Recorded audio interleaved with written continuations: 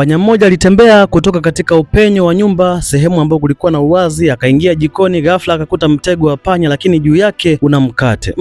Panya akasema hapa itabidi nikaombe msaada. Akaenda nyuma kabisa ya kile chumba, kulikuwa na banda la kuku. Akamwambia kuku, naomba unisaidie bwana, nilipoingia jikoni nimeona mtego wa panya, naomba unisaidie ufanye jambo. Kuku akamwangalia akasema, hasa nakusaidia nini wakati mimi mtego wa panya hata haunihusu? Nenda bwana kajipambanie huko. Panya akaona hamna msaada, akaenda mpaka katika banda la nguruwe. Akamwambia, bwana nguruwe, nisaidie, mkulima ameweka mtego wa panya jikoni, twende ukanisaidie. Nguruwe akamwangalia, dogo, umekosa kabisa kazi ya kufanya, umekuja kunisumbua na mitego yako ya panya, inanihusu nini mimi? Hebu toka hapa. Panya akatoka mpaka katika zizi la ng'ombe, akafika akamwambia ng'ombe, ng'ombe, naomba unisaidie, mkulima akafanya mtego hatari sana wa panya kule jikoni, twende ukanisaidie. Ng'ombe akasema, yaani umenishtua katika mlo wangu wa mchana ili tu niambie habari zako za kipumbavu kuhusu mtego wa panya? Hebu nenda huko. Basi panya akafikiria, nimekosa kwa ng'ombe na nguruwe kanitukana, kuku ndo kabisa hata hanielewi. Basi bwana, usiku ulipofika, ghafla ikasikika kelele kule jikoni kwenye mtego wa panya. Mke wa yule mkulima akatoka ghafla kwenda kuchungulia nini tena. Kulikuwa na giza, bahati mbaya hakuweza kuona, kumbe ni nyoka aliyekuwa amenaswa katika ule mtego. Alipopiga magoti akang'atwa na nyoka bila kujua, akaokolewa na kesho yake akapelekwa hospitali, akaanza matibabu. Baadaye mwanamke yule akaruhusiwa kurudi nyumbani. Daktari akamruhusu yule mzee kwamba ili mkeo aendelee kuwa sawa inabidi apate supu ya kuku. Basi bana, kuku usiku ule hakuwa na bahati, akachinjwa. Kesho yake watu wakaja kumuona yule mwanamke mgonjwa. Mkulima akapiga mahesabu, nafanyaje kwa hawa wageni? Akaamua amchinje nguruwe ili at least kipatikane chakula cha kuwalisha wale wageni. Basi bana, Mungu si Asumani, lakini haikuwa bahati ya yule mama kuendelea kuishi, akafariki. Kukawa na msiba pale nyumbani. Mzee akapiga mahesabu tena yule mkulima kwamba nafanyaje kuwalisha hawa wageni wote hapa msibani. Akaamua usiku ule amchinje yule. Basi akachukua maamuzi, akamchinja yule ng'ombe. Panya alikuwa akiyashuhudia, akaona banda la nguruwe likiwa tupu, banda la ng'ombe likiwa tupu na banda la kuku yote yakiwa matupu. Siku zote ubaya au shida inapoingia katika nyumba, isipotatuliwa na kuchukuliwa hatua, huenda ikawa madhara kwa watu wote katika nyumba au familia.